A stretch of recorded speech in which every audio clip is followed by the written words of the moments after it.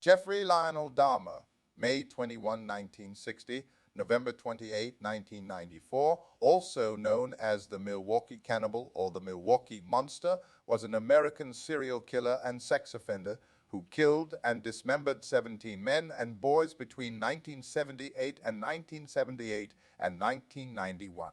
Many of his later murders involved necrophilia, cannibalism, and the permanent preservation of body parts, typically all a part of the skeleton. Although he was diagnosed with borderline personality disorder, schizotypal personality disorder, and a psychotic disorder, Dahmer was found to be legally sane at his trial. He was convicted of 15 of the 16 homicides he had committed in Wisconsin and was sentenced to 15 terms of life imprisonment on February 17, 1992. Dahmer was later sentenced to a 16th term of life imprisonment for an additional homicide committed in Ohio in 1978. On November 28, 1978, on November 28, 1994, Dahmer was beaten to death by Christopher Scarber, a fellow inmate at the Columbia Correctional Institution in Portage, Wisconsin. Jeffrey Dahmer was born May 21, 1960 in Milwaukee, Wisconsin, the first of two sons to Lionel Herbert Dahmer, a Marquette University chemistry student and later a research chemist, and Joyce Annette Dahmer nee Flint, a teletype machine instructor. Lionel is of German and Welsh ancestry, and Joyce was of Norwegian and Irish ancestry. Some sources report Dahmer was deprived of attention as an infant.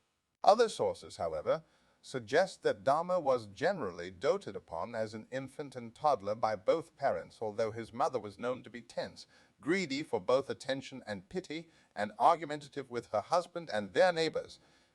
As Dahmer entered first grade, Lionel's university studies kept him away from home much of the time. When he was home, his wife, a hypochondriac who suffered from depression, demanded constant attention and spent an increasing amount of time in bed. On one occasion, she attempted suicide using equinine.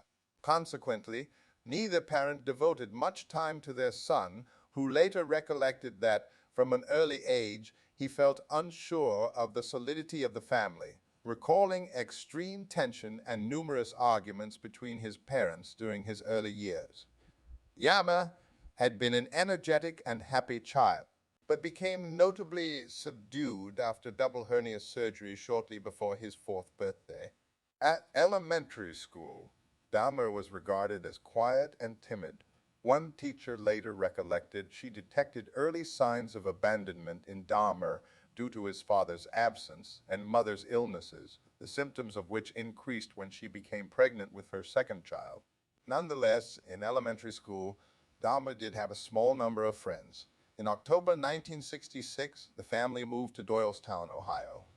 When Joyce gave birth in December, Dahmer was allowed to choose the name of his new baby brother. He chose the name David. The same year, Lionel earned his degree and started work as an analytical chemist in nearby Akron, Ohio. From an early age, Dahmer manifested an interest in dead animals.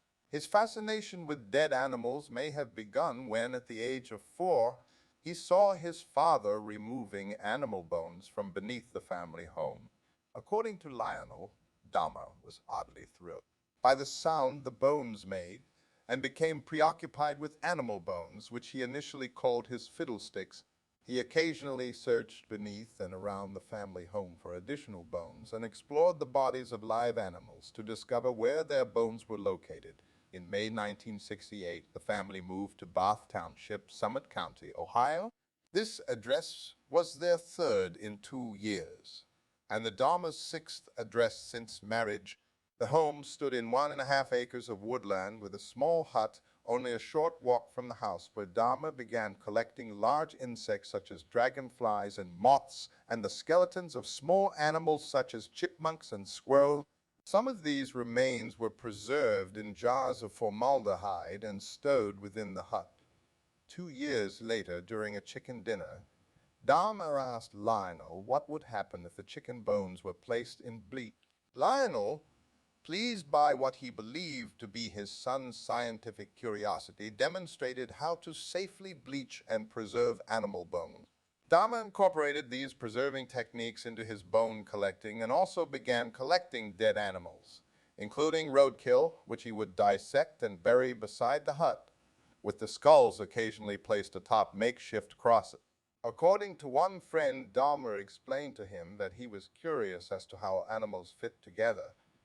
In one instance, in 1975, Dahmer decapitated the carcass of a dog before nailing the body to a tree and impaling the skull upon a stick in the woodland behind his house. As a prank, he later invited a friend to view the display, claiming he had discovered the remains by chance.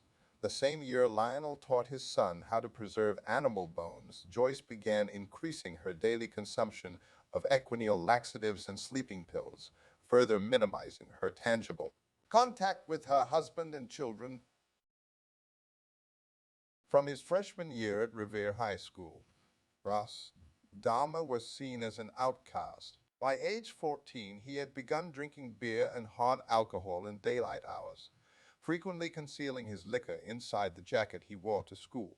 Dahmer mentioned to one classmate who inquired why he was drinking scotch in a morning history class that the alcohol he consumed was my medicine. Although largely uncommunicative, in his freshman year, Dahmer was seen by staff as polite and highly intelligent, but with average grades. He was a competitive tennis player and played briefly in the high school band. When he reached puberty, Dahmer discovered he was gay. He did not tell his parents. In his early teens, he had a brief relationship with another teenage boy, although they never had intercourse.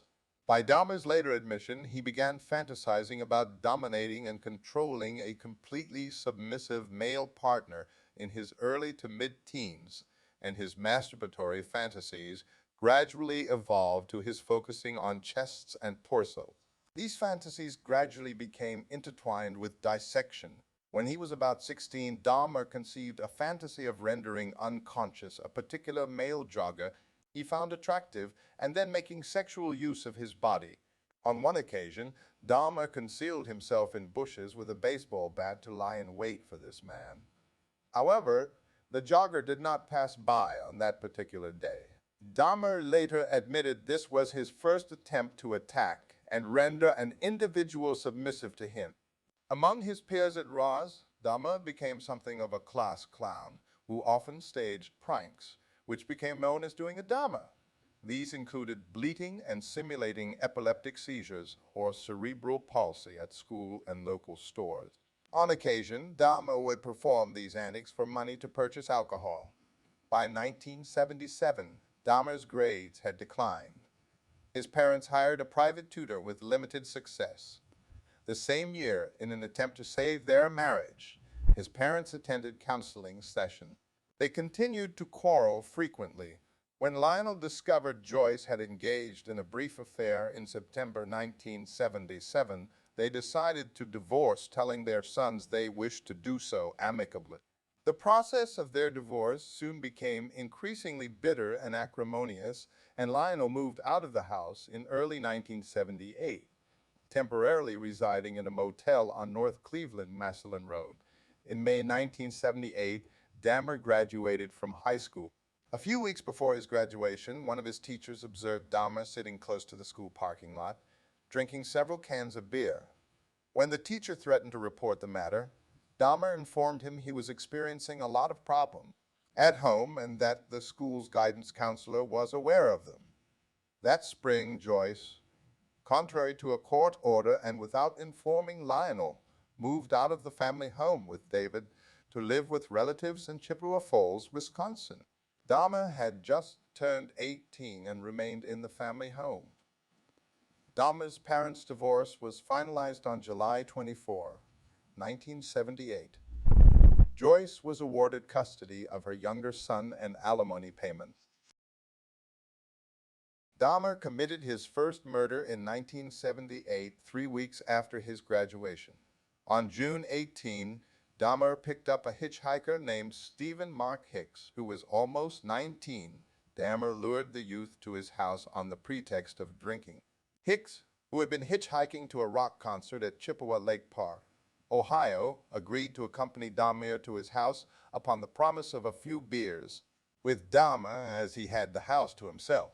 According to Dahmer, the sight of the bare-chested Hicks standing at the roadside stirred his sexual feelings, although when Hicks began talking about girls, he knew any sexual passes he made would be rebuffed. After several hours of talking, drinking, and listening to music, Hicks wanted to leave, and I didn't want him to leave. Dahmer bludgeoned Hicks with a 10-pound, 4.5 kg dumbbell. He later stated he struck Hicks twice from behind with the dumbbell as Hicks sat upon a chair. When Hicks fell unconscious, Dahmer strangled him to death with the bar of the dumbbell, then stripped the clothes from Hicks' body before exploring his chest with his hands, then masturbating as he stood above the corpse. Hours later, Dahmer dragged the body to the basement. The following day, Dahmer dissected Hicks' body in his basement. He later buried the remains in a shallow grave in his backyard. Several weeks later, he unearthed the remains and pared the flesh from the bone. He dissolved the flesh in acid before flushing the solution down the toilet. He crushed the bones with a sledgehammer and scattered them in the woodland behind the family home. 6 weeks after the murder of Hicks, Dahmer's father and his fiancée returned to his home, where they discovered Dahmer living alone. That August, Dahmer enrolled at Ohio State University, OSU, hoping to major in business. Dahmer's sole term at OSU was completely unproductive, largely because of his persistent alcohol abuse. He received failing grades in Introduction to Anthropology, Classical Civilizations, and Administrative Science. The only course Dahmer was successful at was riflery, having received a B grade. His overall GPA was 0.45, 4.0. On one occasion, Lionel paid a surprise visit to his son, only to find his room strewn with empty liquor bottles. Despite his father having paid in advance for the second term, Dahmer dropped out of OSU after just 3 months. In January 1979, on his father's urging, Dahmer enlisted in the United States Army. He underwent basic training at Fort McClellan in Anniston, Alabama, before training as a medical specialist at Fort Sam Houston in San Antonio, Texas. He was occasionally reprimanded for intoxication while stationed at Fort Sam Houston. On one occasion, an instance of insubordination resulted in his entire platoon being punished, earning Dahmer a severe beating from his fellow recruits. On July 13, 1979, Dahmer was deployed to Baumholder, West Germany, where he served as a combat medic in 2nd Battalion, 68th Armored Regiment, 8th Infantry Division.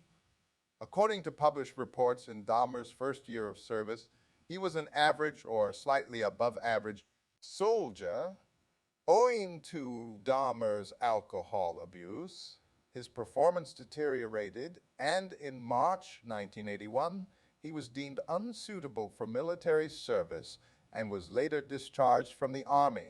He received an honorable discharge as his superiors did not believe that any problems Dahmer had in the Army would be applicable to civilian life. On March 24, 1981, Dahmer was sent to Fort Jackson, South Carolina, for debriefing and provided with a plane ticket to travel anywhere in the country. Dahmer later told police he felt he could not return home to face his father, so he opted to travel to Miami Beach, Florida, both because he was tired of the cold and in an attempt to live by his own means.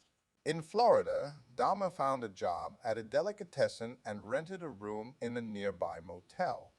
He spent most of his salary on alcohol and was soon evicted from the motel for non-payment. Dahmer initially spent his evenings on the beach as he continued to work at the sandwich shop until phoning his father and asking to return to Ohio in September of the same year. After his return to Ohio, Dahmer initially lived with his father and stepmother and insisted on being delegated numerous chores to occupy his time while he looked for work.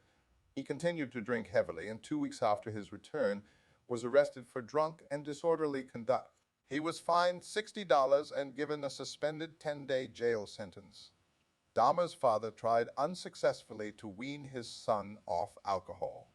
In December 1981, He and Dahmer's stepmother sent him to live with his grandmother in West Allis, Wisconsin. Dahmer's grandmother was the only family member to whom Dahmer displayed any affection. They hoped that her influence, plus the change of location, might persuade Dahmer to quit drinking, find a job, and live responsibly. Initially, Dahmer's living arrangements with his grandmother were harmonious. He accompanied her to church, willingly undertook chores, actively sought work, and abided by most of her house rules, although he continued to drink and smoke. In early 1982, he found employment as a phlebotomist at the Milwaukee Blood Plasma Center. He held this job for a total of 10 months before being laid off. Dahmer remained unemployed for over 2 years, during which he lived upon whatever money his grandmother gave him. Shortly before losing his job, Dahmer was arrested for indecent exposure.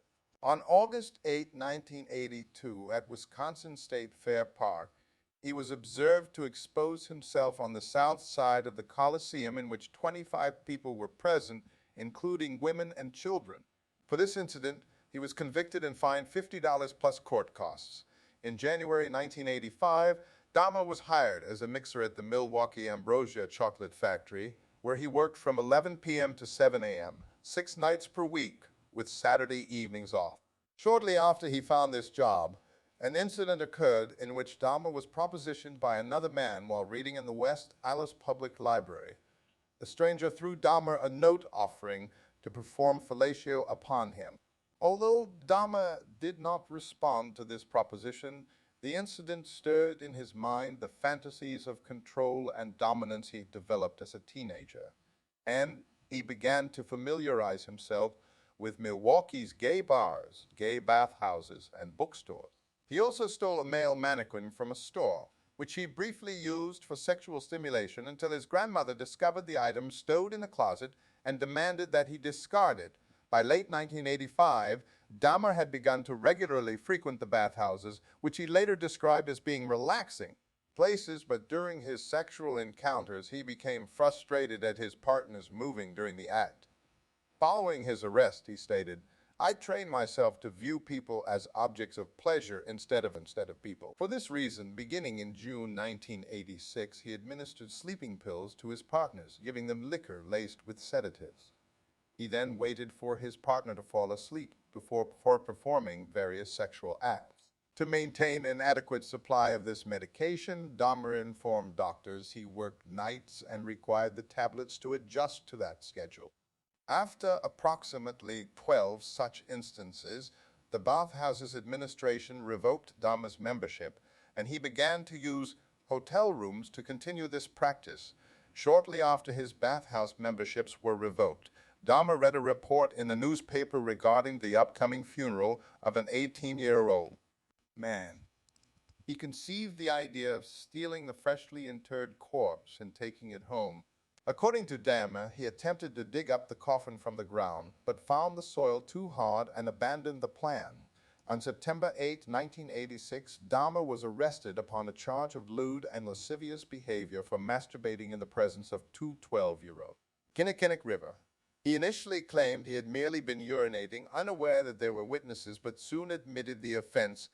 The charge was changed to disorderly conduct, and on March 10, 1987, Dahmer was sentenced to 1 year of probation, with additional instructions to undergo counseling.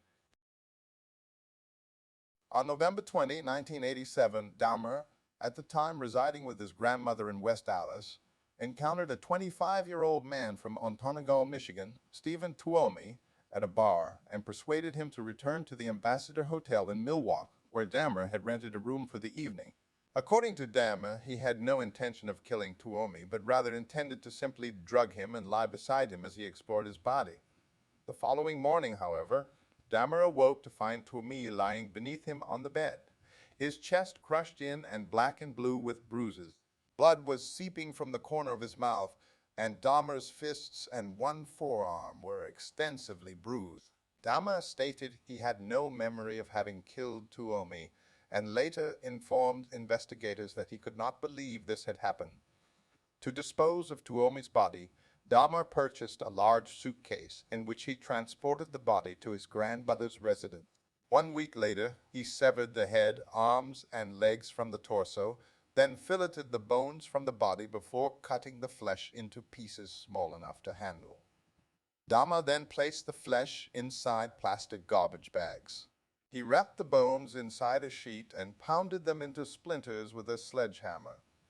The entire dismemberment process took Dahmer approximately 2 hours to complete. He disposed of all of Tuomi's remains, excluding the severed head, in the trash. For a total of 2 weeks following Tuomi's killing, Dahmer retained Tuomi's head wrapped in a blanket. After 2 weeks, Dahmer boiled the head in a mixture of Soilax, an alkali-based industrial detergent, and bleach in an effort to retain the skull, which he then used as stimulus for masturbation. Eventually, the skull was rendered too brittle by this bleaching process, so Dahmer pulverized and disposed of it. According to Dahmer, although Tuomi's killing was unplanned, his death was a pivotal incident following which he didn't even try to control his compulsions. He began to actively seek victims, most of whom he encountered in or close to gay bars, and whom he typically lured to his grandmother's home. He would drug his victim with triazolam or temazepam before or shortly after engaging in sexual activity with them. Once he had rendered his victim unconscious with sleeping pills, he killed them by strangulation. 2 months after the Tuomi killing, Dahmer encountered a 14-year-old Native American male prostitute named James Dockstader. Dahmer lured the youth to his grandmother's residence with an offer of $50 to pose for nude pictures. There, the pair engaged in sexual activity before Dahmer drugged Dockstader and strangled him on the floor of the cellar. Dahmer left the body in the cellar for 1 week before dismembering it in much the same manner as he had with Tuomi. He placed all of Dockstader's remains, excluding the skull, in the trash. The skull was boiled and cleansed in bleach before Dahmer found that it, too, had been rendered brittle by the process. He pulverized the skull 2 weeks later. On March 24, 1980, Dahmer met a 22-year-old bisexual man named Richard Guerrero outside a gay bar called the Phoenix. Dahmer lured Guerrero to his grandmother's residence, although the incentive on this occasion was $50 to simply spend the remainder of the night with him. He then drugged Guerrero with sleeping pills and strangled him with a leather strap, with Dahmer then performing oral sex upon the corpse. Dahmer dismembered Guerrero's body within 24 hours of murdering him, again disposing of the remains in the trash and retaining the skull before pulverizing it several months later. On April 23, Dahmer lured Ronald Flowers, Jr. to his house. However, after giving Flowers a drugged coffee, both he and Flowers heard Dahmer's grandmother call, "Is that you, Jeff?" Although Dahmer replied in a manner that led his grandmother to believe he was alone. She observed that he was not alone. Because of this, Dahmer was not able to kill Flowers, instead waiting until he had become unconscious before taking him to the county general hospital. In September 1988, Dahmer's grandmother asked him to move out, largely because of his drinking, his habit of bringing young men to her house late at night, and the foul smells occasionally emanating from both the basement and the garage. Dahmer found a one-bedroom apartment at 808 North 24th Street and moved into his new residence on September 25.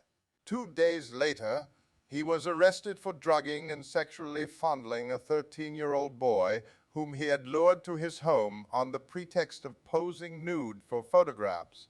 Dahmer's father hired an attorney named Gerald Boyle to defend his son. At Boyle's request, Dahmer underwent a series of psychological evaluations prior to his upcoming court hearings.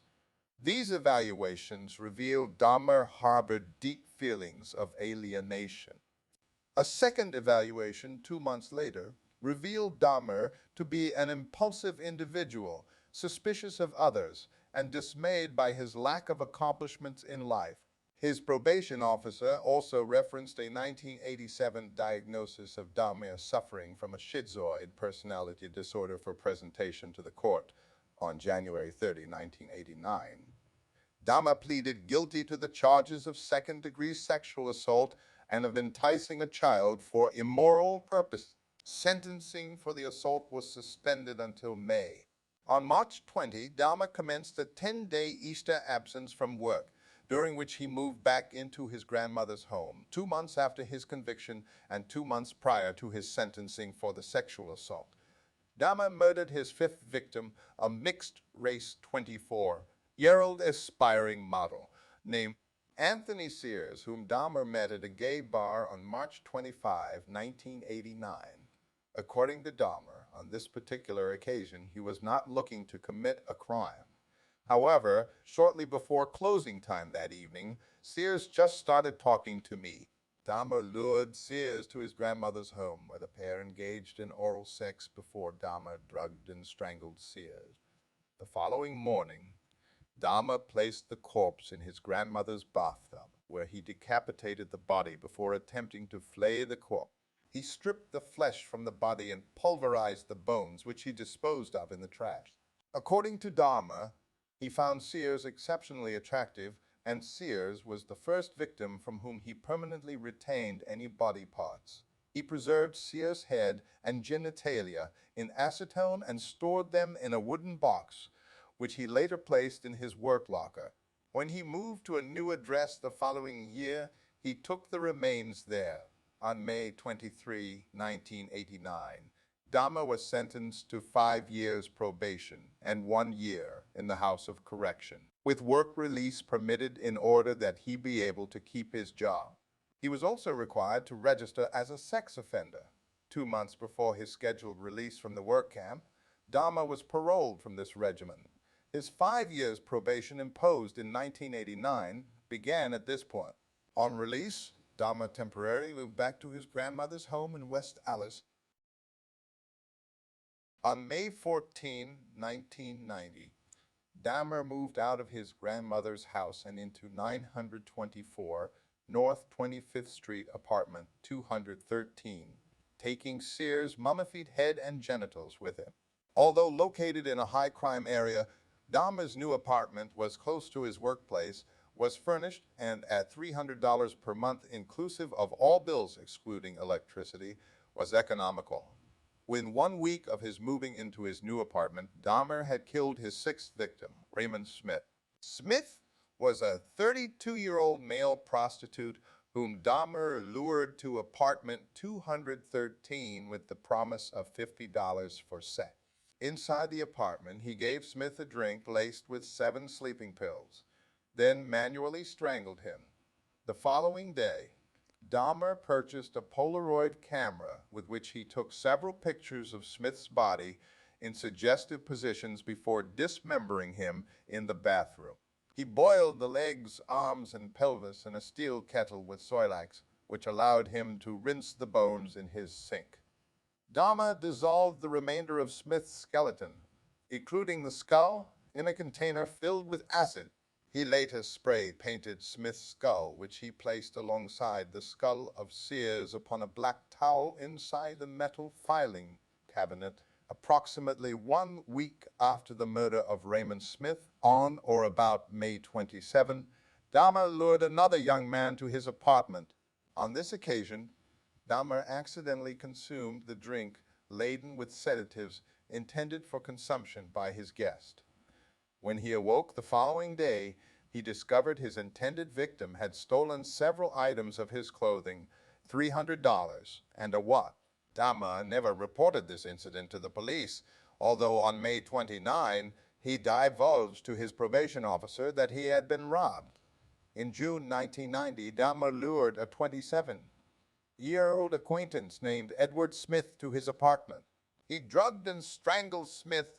On this occasion, rather than immediately acidifying the skeleton or repeating previous processes of bleaching, which had rendered previous victims' skulls brittle, Dahmer placed Smith's skeleton in his freezer for several months in the hope it would not retain moisture. Freezing the skeleton did not remove moisture, and the skeleton of this victim was acidified several months later. Dahmer accidentally destroyed the skull when he placed it in the oven to dry, a process that caused the skull to explode. Dahmer later informed police he had felt rotten about Smith's murder as he had been unable to retain any parts of his body. Less than 3 months after the murder of Edward Smith, Dahmer encountered a 22-year-old Chicago native named Ernest Miller outside a bookstore on the corner of North 27th Street. Miller agreed to accompany Dahmer to his apartment for $50 and further agreed to allow him to listen to his heart and stomach. When Dahmer attempted to perform oral sex upon Miller, he was informed, "That'll cost you extra," whereupon Dahmer gave Miller a drink laced with 2 sleeping pills. On this occasion, Dahmer had only 2 sleeping pills to give his victim. Therefore, he killed Miller by slashing his carotid artery with the same knife he used to dissect his victims' bodies. Miller bled to death within minutes. Dahmer then posed the nude body for various suggestive Polaroid photographs before placing it in his bathtub for dismemberment. Dahmer repeatedly kissed and talked to the severed head while he dismembered the remainder of the body. Dahmer wrapped Miller's heart, liver, biceps, and portions of flesh from the legs in plastic bags and placed them in the freezer for later consumption. He boiled the remaining flesh and organs into a jelly-like substance using Soilax, which enabled him to rinse the flesh off the skeleton, which he intended to retain. To preserve the skeleton, Dahmer placed the bones in a light bleach solution for 24 hours before allowing them to dry upon a cloth for 1 week. The severed head was initially placed in the refrigerator before being stripped of flesh, then painted and coated with enamel. 3 weeks after the murder of Miller, on September 24, Dahmer encountered a 22-year-old father of 2 named David Thomas at the Grand Avenue Mall. He persuaded him to return to his apartment for a few drinks with additional money on offer if he would pose for photographs. In his statement to police after his arrest, Dahmer said that after giving Thomas a drink laden with sedatives, he did not feel attracted to him, but was afraid to allow him to awaken, fearing that he would be angry over having been drugged. Therefore, he strangled him and dismembered the body, intentionally retaining no body parts whatsoever. He photographed the dismemberment process and retained these photographs, which later aided in Thomas's identification. Following the murder of Thomas, Dahmer did not kill anyone for almost 5 months, although on a minimum of 5 occasions between October 1990 and February 1991, he unsuccessfully attempted to lure men to his apartment.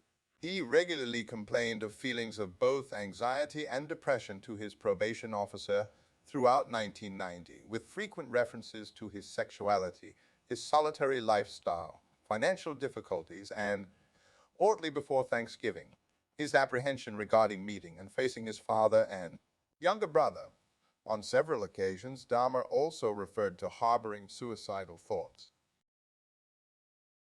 In February 1991, Dahmer observed a 17-year-old named Curtis Straughter standing at a bus stop near Marquette University. According to Dahmer, he lured Straughter into his apartment with an offer of money for posing for nude photos with the added incentive of sexual intercourse. Dahmer drugged Straughter, cuffed his hands behind his back, then strangled him to death with a leather strap. He then dismembered Straughter, retaining the youth's skull, hands, and genitals and photographing each stage of the dismemberment process. Less than 2 months later, on April 7, Dahmer encountered a 19-year-old named Errol Lindsay walking to get a key cut. Lindsay was heterosexual. Dahmer lured Lindsay to his apartment where he drugged him, then drilled a hole in his skull, through which he injected hydrochloric acid with a basta. According to Dahmer, Lindsay awoke after this experiment, which Dahmer had conceived in the hope of inducing a permanent, unresistant, submissive state, saying, "I have a headache. What time is it?" In response to this, Dahmer again drugged Lindsay, then strangled him. He decapitated Lindsay and retained his skull. He then flayed Lindsay's body, placing the skin in a solution of cold water and salt for several weeks in the hope of permanently retaining it. Reluctantly, he disposed of Lindsay's skin when he noted it had become too frayed and brittle. By 1991, fellow residents of the Oxford apartments had repeatedly complained to the building's manager, Sofa Princewell, of the foul smells emanating from apartment 213, in addition to the sounds of falling objects and the occasional sound of a chainsaw. Princewell contacted Dahmer in response to these complaints on several occasions, although he initially excused the odors emanating from his apartment as being caused by his freezer breaking, causing the contents to become spoiled. On later occasions, he informed Princewell that the reason for the resurgence of the odor was that several of his tropical fish had recently died, and that he would take care of the matter.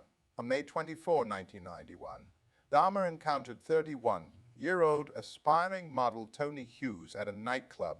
He was lured to Dahmer's apartment with an offer of money to pose for photographs.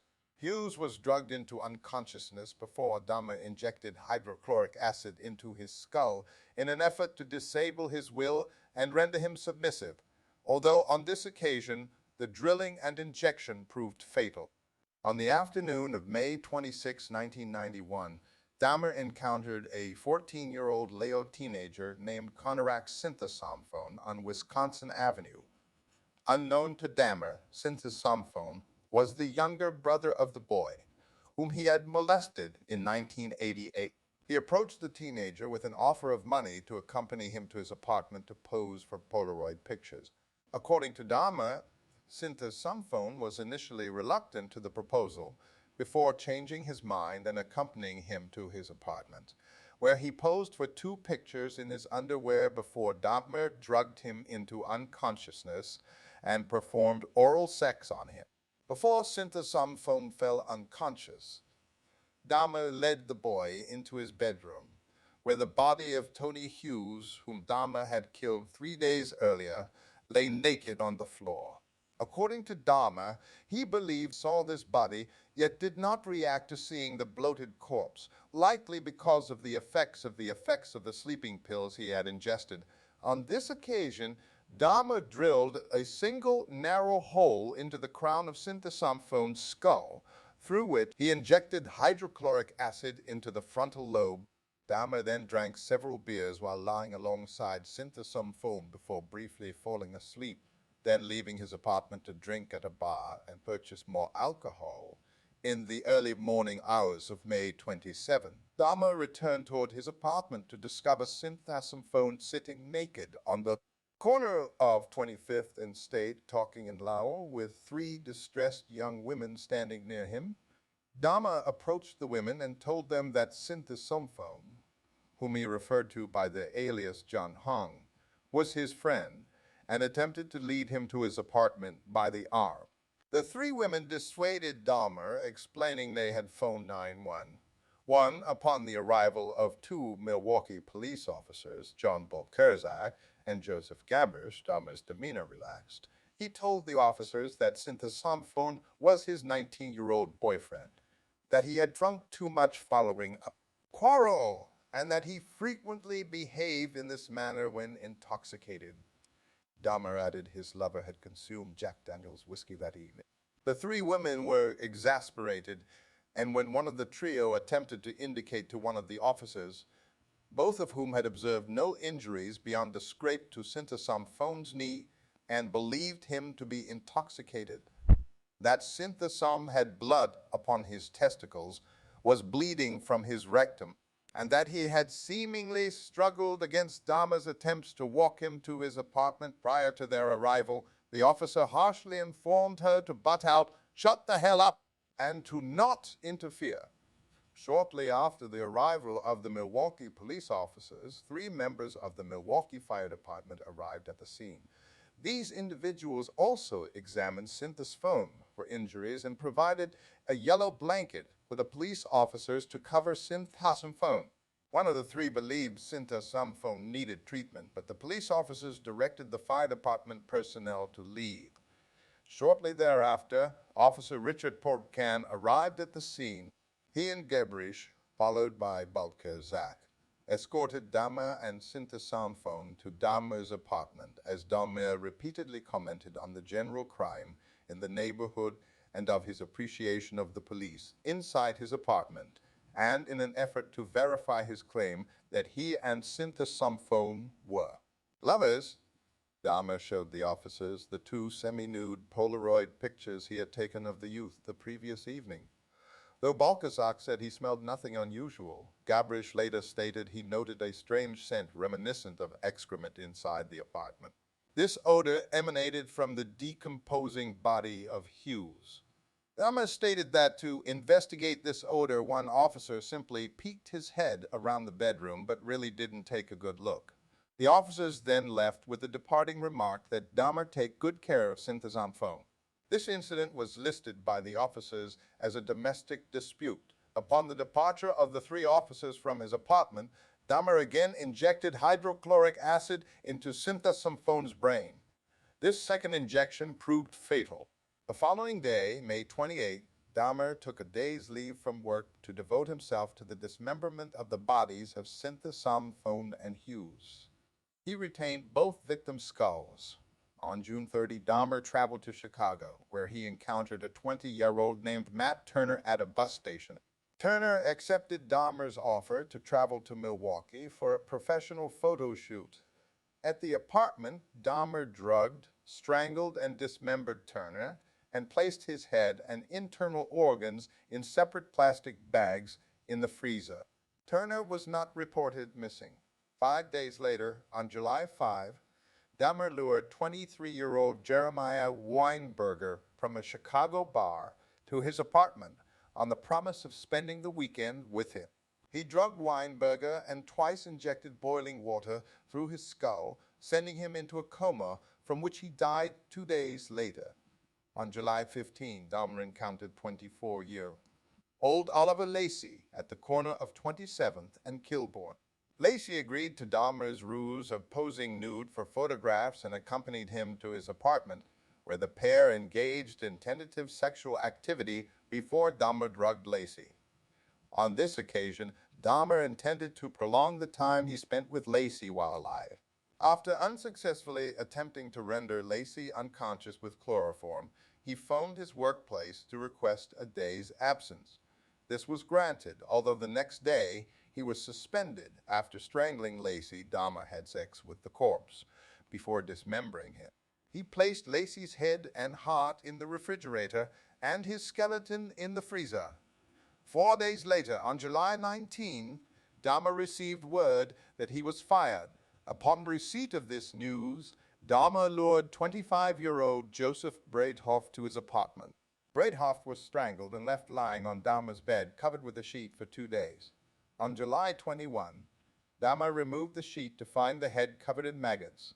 He decapitated the body, cleaned the head, and placed it in the refrigerator. He later acidified Breithoff's torso along with those of 2 other victims killed within the previous month. On July 22, 1991, Dahmer approached 3 men with an offer of $100 to accompany him to his apartment to pose for nude photographs, drink beer, and simply keep him company. One of the trio, 32-year-old Tracy Edwards, agreed to accompany him to his apartment. Upon entering Dahmer's apartment, Edwards noted a foul odor and several boxes of hydrochloric acid on the floor, which Dahmer claimed to use for cleaning bricks. After some minor conversation, Edwards responded to Dahmer's request to turn his head and view his tropical fish, whereupon Dahmer placed a handcuff upon his wrist. When Edwards asked, "What's happening?" Dahmer unsuccessfully attempted to cuff his wrists together, then told Edwards to accompany him to the bedroom to pose for nude pictures. While inside the bedroom, Edwards noted nude male posters on the wall and that a videotape of The Exorcist 3 was playing. He also noted a blue 57-gallon drum in the corner, from which a strong odor emanated. Dahmer then brandished a knife and informed Edwards he intended to take nude pictures of him. In an attempt to appease Dahmer, Edwards unbuttoned his shirt, saying he would allow him to do so if he would remove the handcuffs and put the knife away. In response to this promise, Dahmer simply turned his attention towards the TV. Edwards observed Dahmer rocking back and forth and chanting before turning his attention back to him. He placed his head on Edwards' chest, listened to his heartbeat, and, with the knife pressed against his intended victim, informed Edwards he intended to eat his heart. In continuous attempts to prevent Dahmer from attacking him, Edwards repeated that he was Dahmer's friend and that he was not going to run away. Edwards had decided he was going to either jump from a window or run through the unlocked front door upon the next available opportunity. When Edwards next stated he needed to use the bathroom, he asked if they could sit with a beer in the living room, where there was air conditioning. Dahmer consented, and the pair walked to the living room when Edwards exited the bathroom. Inside the living room, Edwards waited until he observed Dahmer have a momentary lapse of concentration before requesting to use the bathroom again. When Edwards rose from the couch, he noted Dahmer was not holding the handcuffs, whereupon Edwards punched him in the face, knocking Dahmer off balance, and ran out the front door at 11:30 p.m. On July 22, Edwards flagged down two Milwaukee police officers, Robert Routh and Rolf Mueller, at the corner of North 25th Street. The officers noted Edwards had a handcuff attached to his wrist, whereupon he explained to the officers that a freak had placed the handcuffs upon him and asked if the police could remove them. When the officers' handcuff keys failed to fit the brand of handcuffs, Edwards agreed to accompany the officers to the apartment, where Edwards stated he had spent the previous 5 hours before escaping. When the officers and Edwards arrived at apartment 213, Dahmer invited the trio inside and acknowledged he had placed the handcuffs upon Edwards, although he offered no explanation as to why he had done so. At this point, Edwards divulged to the officers that Dahmer had also brandished a large knife upon him, and that this had happened in the bedroom. Dahmer made no comment to this revelation, indicating to one of the officers, Mueller, that the key to the handcuffs was in his bedside dresser. As Mueller entered the bedroom, Dahmer attempted to pass Mueller to retrieve the key himself, whereupon the second officer present, Routh, informed him to back off in the bedroom. Mueller noted there was a large knife beneath the bed. He saw an open drawer which, upon closer inspection, contained scores of Polaroid pictures, many of which were of human bodies in various stages of dismemberment. Mueller noted the decor indicated they had been taken in the same apartment in which they were standing. Mueller walked into the living room to show them to his partner, uttering the words, "These are for real." When Dahmer saw that Mueller was holding several of his Polaroids, he fought with the officers in an effort to resist arrest. The officers quickly overpowered him, cuffed his hands behind his back, and called a second squad car for backup. At this point, Mueller opened the refrigerator to reveal the freshly severed head of a black male on the bottom shelf. As Dahmer lay pinned on the floor beneath Routh, he turned his head towards the officers and muttered the words, "For what I did, I should be dead." A more detailed search of the apartment, conducted by the Milwaukee Police's Criminal Investigation Bureau, revealed a total of 4 severed heads in Dahmer's kitchen. A total of 7 skulls, some painted, some bleached, were found in Dahmer's bedroom and inside a closet. Investigators discovered collected blood drippings upon a tray at the bottom of Dahmer's refrigerator, plus 2 human hearts and a portion of arm muscle, each wrapped inside plastic bags upon the shelves. In Dahmer's freezer, investigators discovered an entire torso, plus a bag of human organs and flesh stuck to the ice at the bottom. Elsewhere in apartment 213, investigators discovered 2 entire skeletons, a pair of severed hands, 2 severed and preserved penises, a mummified scalp, and, in the 57-gallon drum, 3 further dismembered torsos dissolving in the acid solution.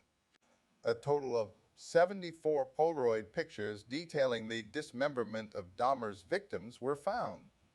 in reference to the recovery of body parts and artifacts at 924 North 25th Street, the chief medical examiner later stated it was more like dismantling someone's museum than an actual crime scene. Beginning in the early hours of July 23, 1991, Dahmer was questioned by Detective Patrick Kennedy as to the murders he had committed and the evidence found at his apartment. Over the following 2 weeks, Kennedy and later Detective Dennis Murphy conducted numerous interviews with Dahmer, which, when combined, totaled over 60 hours. Dahmer waived his right to have a lawyer present throughout his interrogations, adding he wished to confess all as he had created this horror, and it only makes sense I'd do everything to put an end to it. He readily admitted to having murdered 16 young men in Wisconsin since 1987, with one further victim, Stephen Hicks, killed in Ohio in 1978. Most of Dahmer's victims had been rendered unconscious prior to their murder, although some had died as a result of having acid or boiling water injected into their brain. As he had no memory of the killing of his second victim, Stephen Tuomi, he was unsure whether he was unconscious when beaten to death, although he did concede it was possible that his viewing the exposed chest of Tuomi while in a drunken stupor may have led him to unsuccessfully attempt to tear Tuomi's heart from his chest. Almost all the murders Dahmer committed after moving into the Oxford apartments had involved a ritual of posing the victims' bodies in suggestive positions, typically with the chest thrust outwards.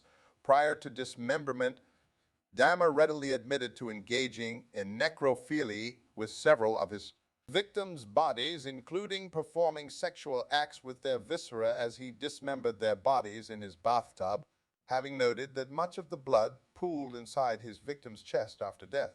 Dahmer first removed their internal organs, then suspended the torso so the blood drained into his bathtub, before dicing any organs he did not wish to retain and paring the flesh from the body. The bones he wished to dispose of were pulverized or acidified with soilax and bleach solutions used to aid in the preservation of the skeletons and skulls he wished to keep. Dahmer confessed to having consumed the hearts, liver, biceps, and portions of thigh of 3 victims he had killed at the Oxford apartments, Raymond Smith, Ernest Miller, and Oliver Lacey, and to have retained the flesh and organs of other victims for intended consumption. Typically, Dahmer would tenderize the body parts he intended to consume prior to preparing meals flavored with various condiments. Referencing his reasons for consuming his victims, Dahmer stated he had initially consumed portions of his victims due to curiosity, before adding, "I suppose, in an odd way, it made me feel they were even more a permanent part of me," describing the increase in his rate of killing in the 2 months prior to his arrest. Dahmer stated he had been completely swept along with his compulsion to kill, adding, "It was an incessant and never-ending desire to be with someone at whatever cost. Someone good-looking, really nice-looking. It just filled my thoughts all day long."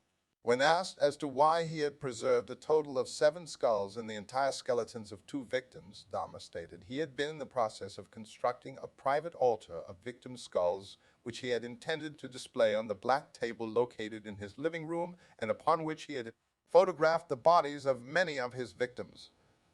This display of skulls was to be adorned at each side with the complete skeletons of Miller and Lacey.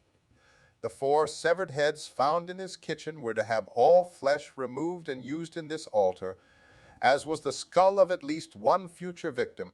Incense sticks were to be placed at each end of the black table, above which Dahmer intended to place a large blue lamp with extending blue globe lights. The entire construction was to be placed before a window covered with a black opaque shower curtain, in front of which Dahmer intended to sit in a black leather chair. When asked in a November 18, 1991 interview to whom the altar was dedicated to, Dahmer replied, "Myself could feel at home." He further described his intended altar as a place for meditation, from where he believed he could draw a sense of power, adding, If this had happened 6 months later, that's what they would have found. On July 25, 1991, Dahmer was charged with 4 counts of first-degree murder. By August 22, he had been charged with a further 11 murders committed in Wisconsin. On September 14, investigators in Ohio, having uncovered hundreds of bone fragments in woodland behind the address in which Dahmer had confessed to killing his first victim, formally identified 2 molars and a vertebra with X-ray records of Hicks. 3 days later, Dahmer was charged by authorities in Ohio with Hicks's murder.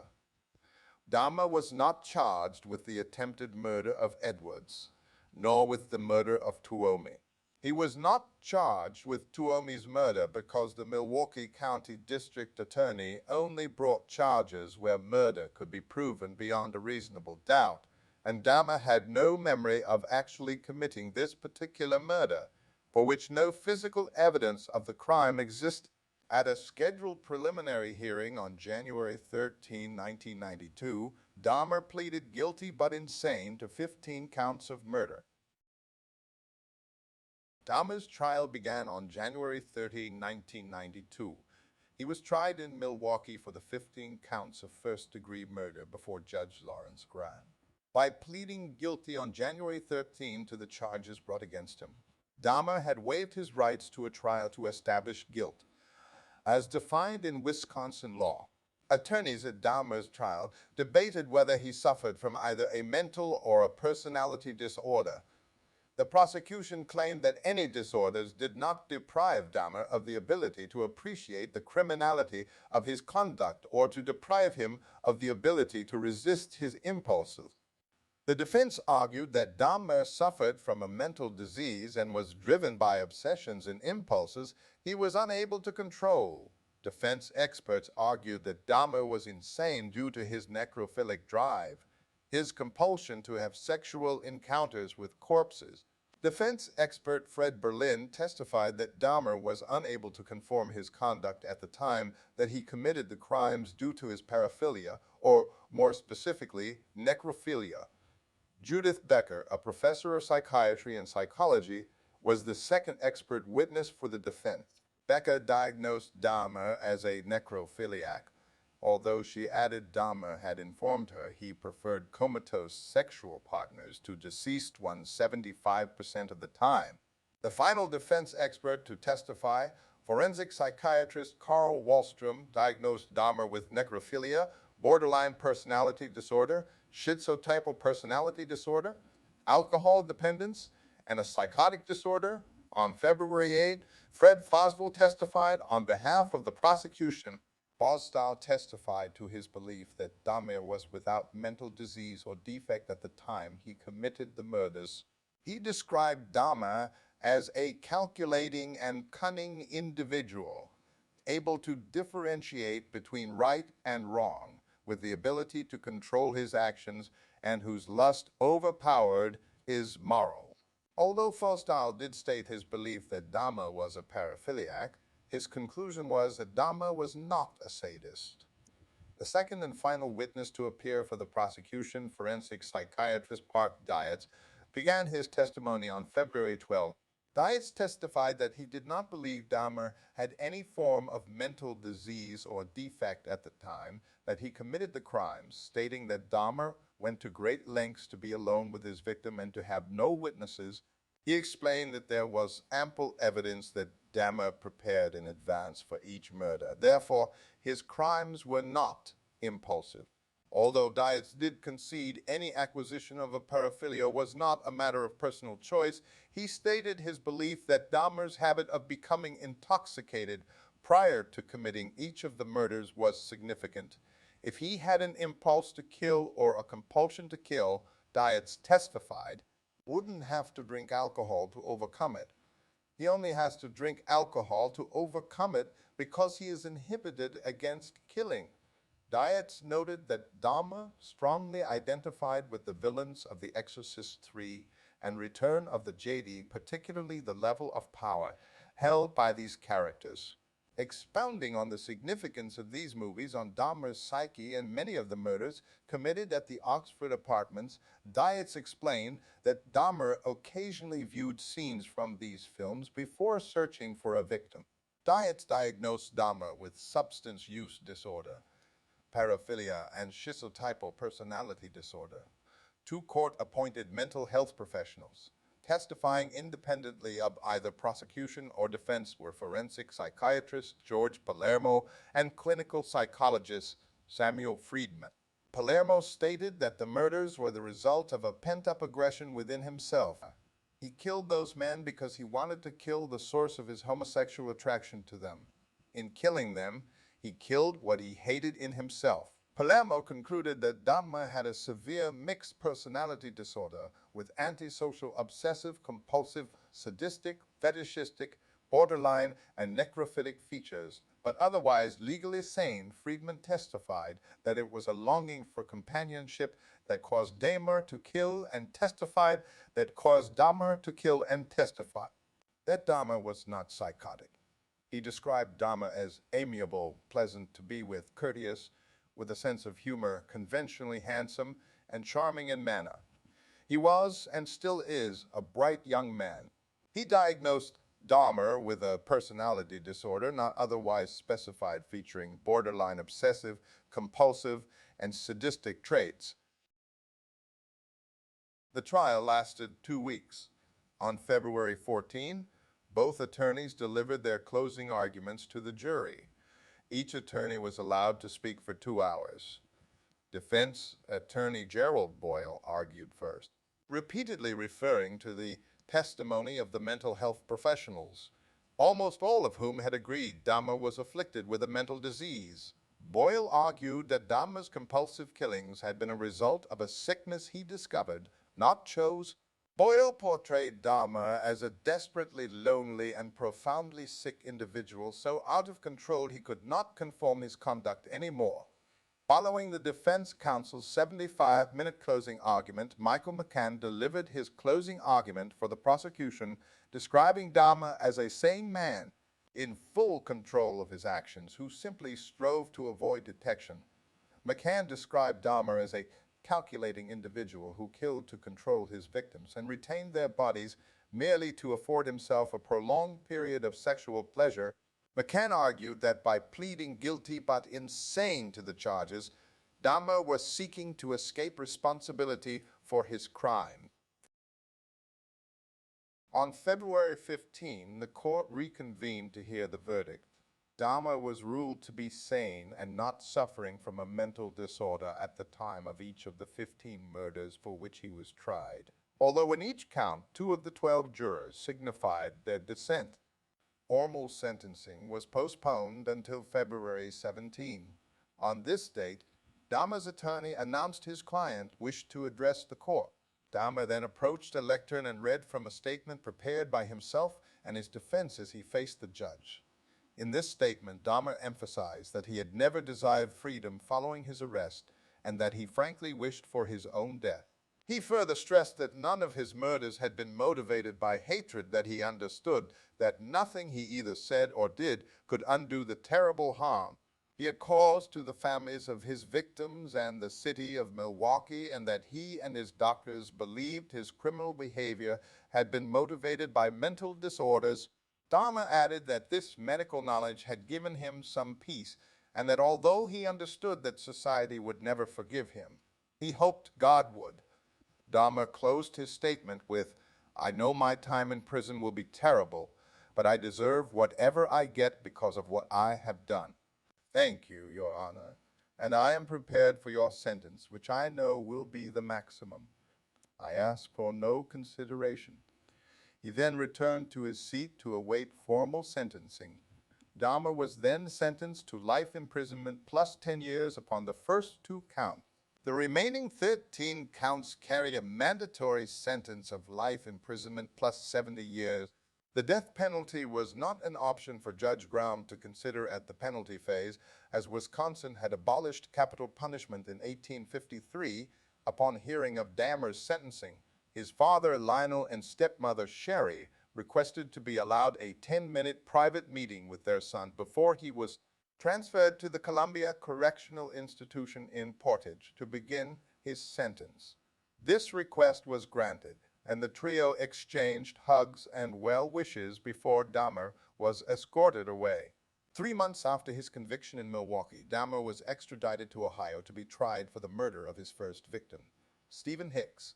In a court hearing lasting just 45 minutes, Dahmer again pleaded guilty to the charges and was sentenced to a 16th term of life imprisonment on May 1, 1992.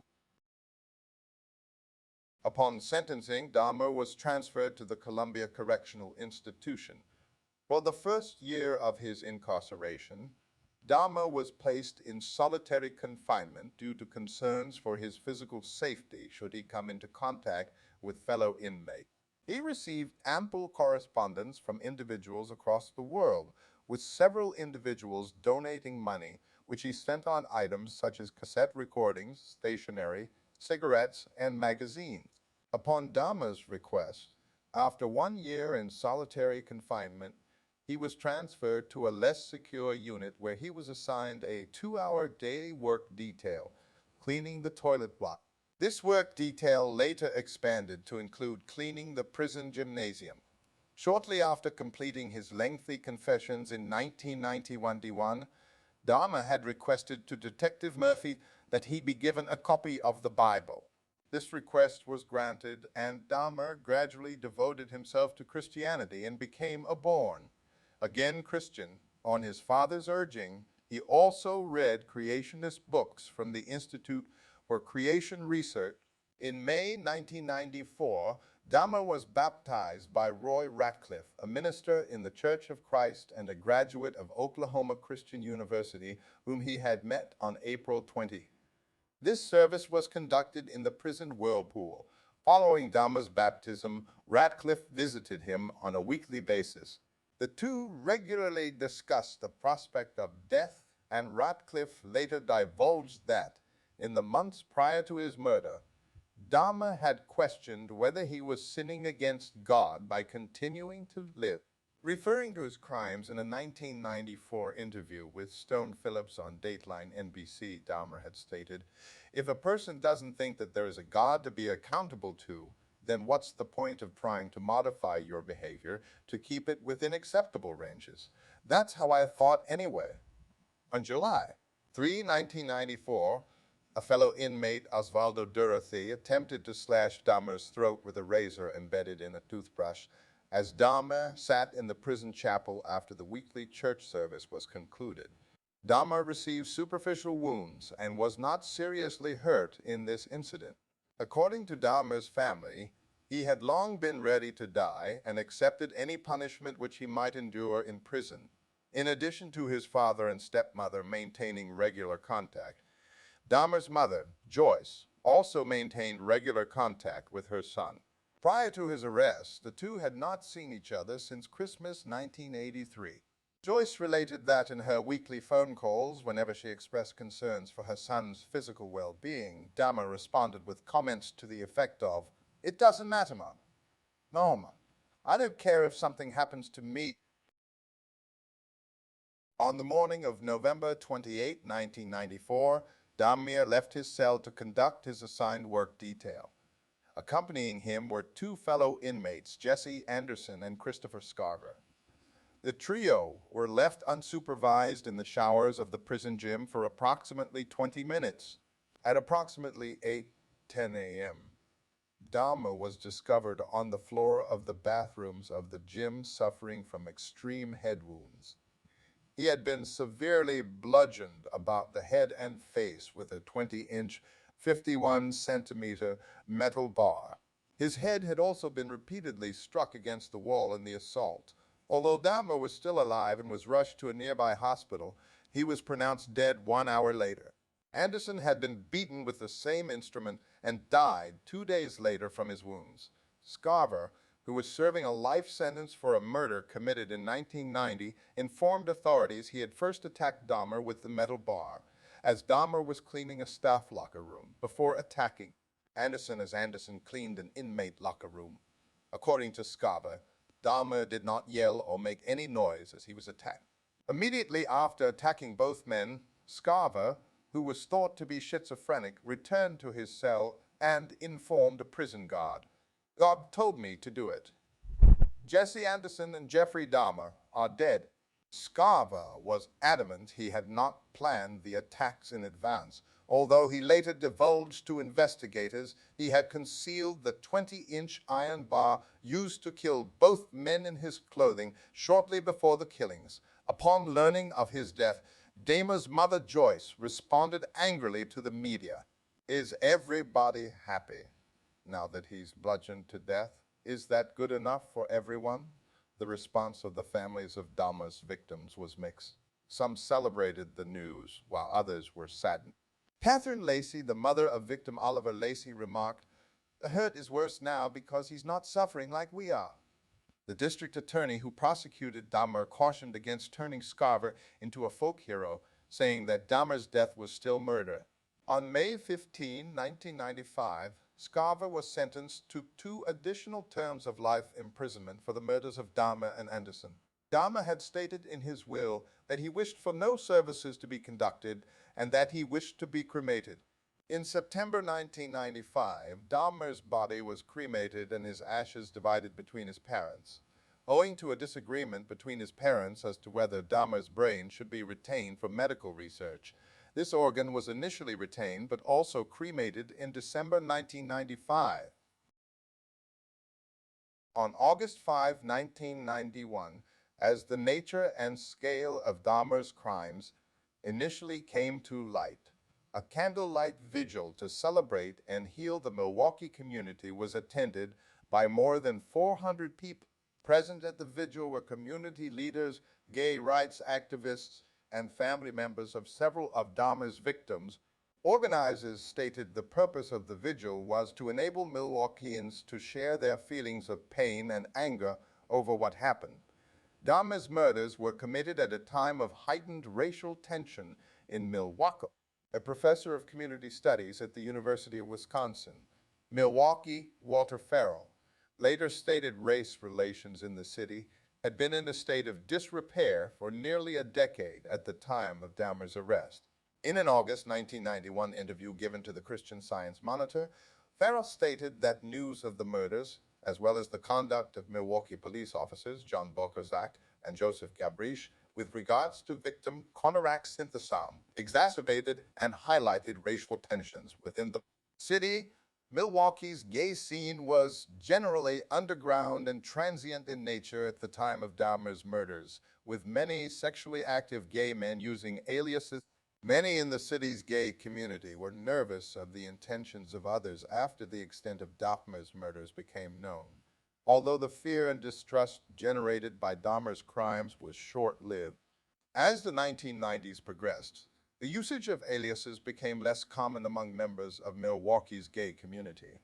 The Oxford Apartments at 924 North 25th Street, where Dahmer had killed 12 of his victims, were demolished in November 1992. The site is now a vacant lot. Alternate plans to convert the site into either a memorial garden, a playground, or to reconstruct new housing have failed to materialize. Dahmer's estate was awarded to the families of 11 of his victims who had sued for damages.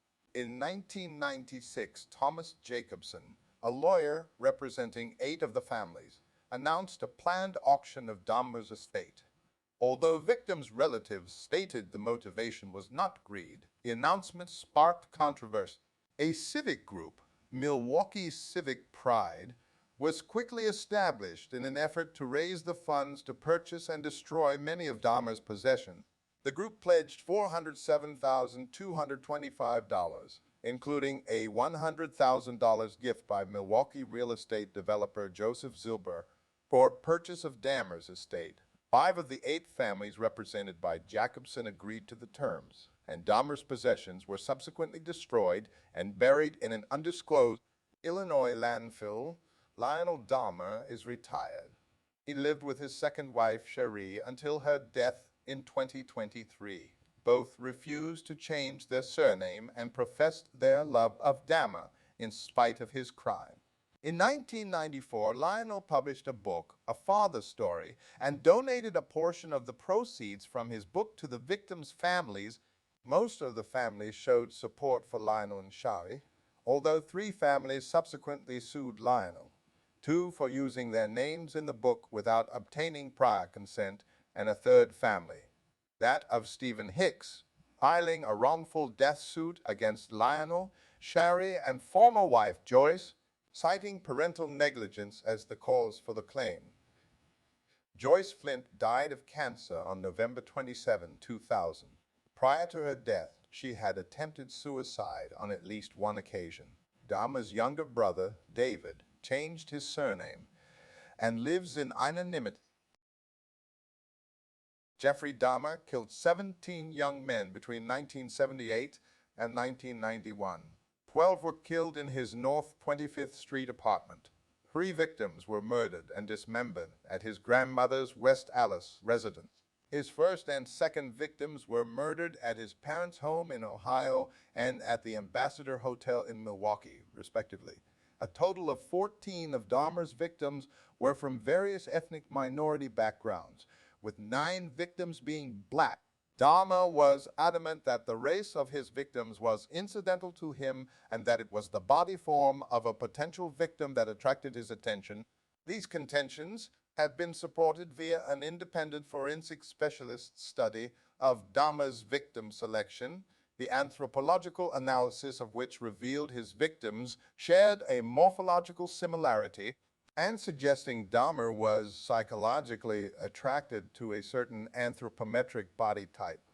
Most of Dahmer's victims were killed by strangulation after being drugged with sedatives. His first victim was killed by a combination of bludgeoning and strangulation, and his second victim was battered to death, with one further victim killed in 1990, Ernest Miller, dying of a combination of shock and blood loss due to his carotid artery being cut. 4 of Dahmer's victims killed in 1990. One had holes bored into their skulls, through which Dahmer injected hydrochloric acid, or later boiling water, into the frontal lobes in an attempt to induce a permanent, submissive, unresistant state. This proved fatal, although on each occasion this was not Dahmer's intention. June 18. Stephen Mark Hicks, 18. Last seen hitchhiking to a rock concert in Chippewa Lake Park in Bath, Ohio.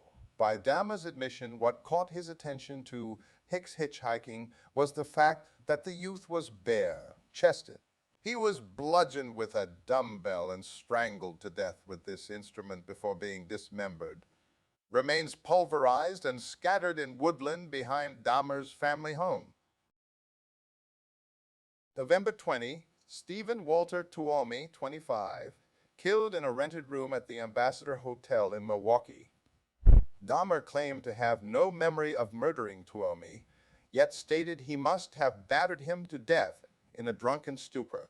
His body was dismembered in the basement of Dahmer's grandmother's house, and the remains discarded in the trash.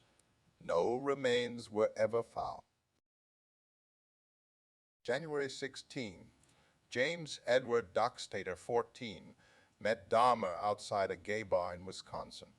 Dockstader was lured to West Allis on the pretext of earning $50 for posing for nude pictures. Dahmer strangled Dockstader and kept his body in the basement for a week before dismembering him and discarding the remains in the trash. No remains were ever found. March 24, Richard Guerrero, 22, drugged and strangled in Dahmer's bedroom at West Allis. Dahmer dismembered Guerrero's corpse in the basement, dissolved the flesh in acid, and disposed of the bones in the trash. He bleached and retained the skull for several months before disposing of it. No remains were ever found. March 25. Anthony Lee Sears, 24. Sears was the last victim to be drugged and strangled at Dahmer's grandmother's residence. He was also the first victim from whom Dahmer permanently retained any body part. His preserved skull and genitals were found in a filing cabinet at 924 North 25th Street following Dahmer's arrest in 1991. May 20. Raymond Lamont Smith, also known as Ricky Beeks, 32, the first victim to be killed at Dahmer's North 25th Street apartment. Smith was a male sex worker whom Dahmer encountered at a tavern. Dahmer gave Smith a drink laced with sleeping pills, then strangled him on his kitchen floor. His skull was spray painted and retained. June 14. Edward Warren Smith, 27, a known acquaintance of Dahmer who was last seen in his company at a party. Dahmer acidified Smith's skeleton. His skull was destroyed unintentionally when placed in the oven in an effort to remove moisture. No remains were ever found. September 2. Ernest Marquez Miller, 22. Miller was a dance student whom Dahmer encountered outside a bookstore. According to Dahmer, he was especially attracted to Miller's physique.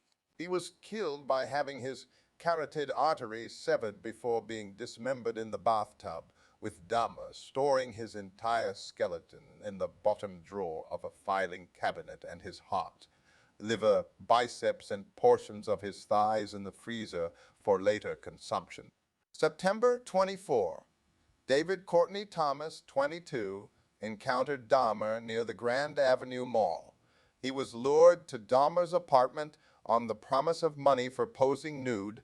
Once a laced drink had rendered Thomas unconscious, Dahmer decided he wasn't my type. Nonetheless, Dahmer strangled Thomas, taking Polaroid photos of the dismemberment process. No remains were ever found. February 18, Curtis Durrell Straughter, 17, approached by Dahmer as he waited at a bus stop near Marquette University. Dahmer lured Straughter to his apartment, where the youth was drugged and then handcuffed and strangled before being dismembered in the bathtub. His skull, hands, and genitals were retained. April 7. The first victim upon whom Dahmer practiced what he later described to investigators as his drilling technique, a procedure in which he drilled holes into the victim's skull, through which he injected hydrochloric acid into the brain. According to Dahmer, Lindsay awoke after this practice, after which he was again rendered unconscious with a drink laced with sedatives, then strangled to death. Dahmer flayed Lindsay's body and retained the skin for several weeks. His skull was found following Dahmer's arrest. May 24. Tony Anthony Hughes, 31. Hughes was lured by Dahmer to his apartment upon the promise of posing nude for photographs. As Hughes was deaf, he and Dahmer communicated using handwritten notes. The injection of hydrochloric acid into Hughes's skull proved fatal.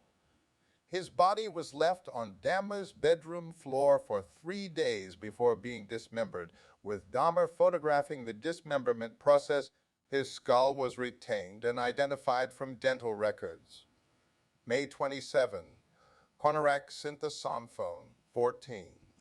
The younger brother of the boy Dahmer had assaulted in 1988. Synthesonphone was drugged and had hydrochloric acid injected into his brain before Dahmer left the youth unattended as he left the apartment to purchase beer. When he returned, he discovered Synthesonphone naked and disoriented in the street, with 3 distressed young women attempting to assist him. When police arrived, Dahmer persuaded them he and Synthesone were lovers, and that the youth was simply intoxicated. When police left Synthesonphone with Dahmer in his apartment, Dahmer again injected hydrochloric acid into Synthesonphone's brain, and this proved fatal. His head was retained in the freezer and his body dismembered. June 30. Matt Cleveland Turner, 20. On June 30, Dahmer attended the Chicago Pride Parade. At a bus stop, he encountered a 20-year-old named Matt Turner and persuaded him to accompany him to Milwaukee to pose for a photo shoot. Turner was drugged, strangled, and then dismembered in the bathtub. His head and internal organs were put in the freezer, and his torso subsequently placed in the 57-gallon drum Dahmer purchased on July 12. July 5. Jeremiah Benjamin Weinberger, 23, met Dahmer at a gay bar in Chicago and agreed to accompany him to Milwaukee for the weekend. Dahmer drilled through Weinberger's skull and injected boiling water into the cavity. He later recalled Weinberger's death to be exceptional, as he was the only victim who died with his eyes open. Weinberger's decapitated body was kept in the bathtub for a week before being dismembered. His torso was placed in the 57-gallon drum. July 15, Oliver Joseph Lacey, 24, a bodybuilding enthusiast whom Dahmer enticed to his apartment on the promise of money for posing for photographs. Lacey was drugged and strangled with a leather strap before being decapitated, with his head and heart being placed in the refrigerator. His skeleton was retained to adorn one side of the private shrine of skulls and skeletons Dahmer was in the process of creating when arrested 1 week later. July 19, Joseph Arthur Bradehoff, 25. Dahmer's last victim. Bradehoff was a father of 3 children from Minnesota who was looking for work in Milwaukee at the time of his murder. He was left on Dahmer's bed for 2 days following his murder before, on July 21, being decapitated. His head was placed in the refrigerator and his torso in the 57-gallon drum.